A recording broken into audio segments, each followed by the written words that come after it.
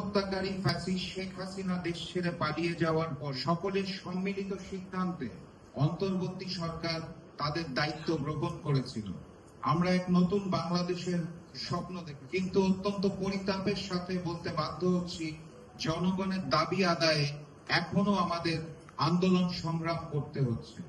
প্রিয় সাংবাদিক বন্ধুগণ, অন্তর্বর্তী সরকারের কাছে জনগণের চাওয়া ছিল বিচার, সংস্কার এবং নির্বাচন, কিন্তু আমরা দৃশ্যমান বিচার দেখতে পাচ্ছি না। আমরা প্রকৃত সংস্কার বাধাগ্রস্ত হতে দেখছি এবং যেন তেন ভাবে এক জাতীয় নির্বাচন বাস্তবায়নের প্রস্তুতি ও রোডম্যাপ দেখতে পাচ্ছি। গতানুগতিক জুলাই ঘোষণাপত্রের পর আইনগত ভিত্তি এবং বাস্তবায়নের পরিকল্পনাবিহীন এক জুলাই সনদের পরিকল্পনা দেখতে পাচ্ছি, যা অগ্রহণযোগ্য এবং অত্যন্ত দুঃখজনক। সম্মানিত সাংবাদিক বৃন্দ, মনে রাখতে হবে, জুলাই গণ অভ্যুত্থান শুধুমাত্র শেখ হাসিনা অথবা আওয়ামী লীগের বিরুদ্ধে ছিল না, বরং ভারতীয় আধিপত্যবাদ এবং আগ্রাসনের বিরুদ্ধেও ছিল।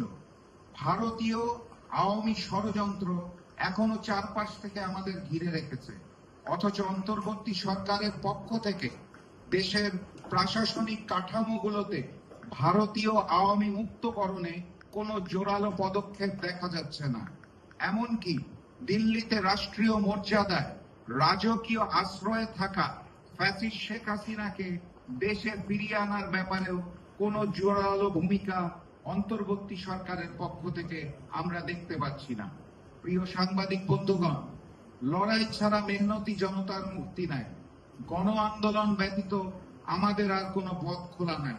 আর তাই সবার সামনে আমরা আমাদের জাতপাত 7টি দাবি উপস্থাপন করছি।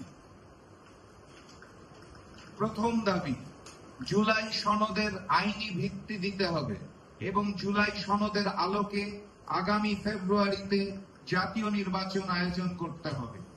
2 নম্বর দাবি, গণহত্যাকারী ফ্যাসিস্ট শেখ হাসিনাকে ভারত থেকে ফিরিয়ে এনে বিচারের মুখোমুখি করার জন্য কার্যকরী জোরালো পদক্ষেপ গ্রহণ করতে হবে। আমাদের 3 নম্বর দাবি, পিলখানা, শাপলা, মোদি বিরোধী আন্দোলন, জুলাই সহ সকল গণহত্যা ও আওয়ামী আমলে সংগঠিত জুলুম, নির্যাতন, দুর্নীতির বিচার দৃশ্যমান করতে হবে। 4র্থ দাবি, স্বাধীন সার্বভৌম বাংলাদেশ গড়ার লক্ষ্যে আওয়ামী আমলে ভারতের সাথে সম্পাদিত গোপন অসম সকল চুক্তি জনসম্মুখে আনতে হবে এবং বাতিল করতে হবে।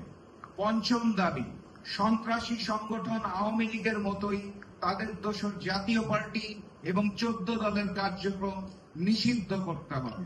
6ষ্ঠ দাবি, আগামী জাতীয় নির্বাচনে উভয় কক্ষে পিআর পদ্ধতি চালু করতে হবে।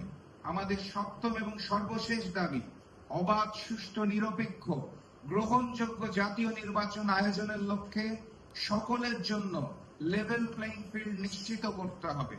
ভারতের প্রভাব মুক্ত জাতীয় নির্বাচন আয়োজন করতে হবে।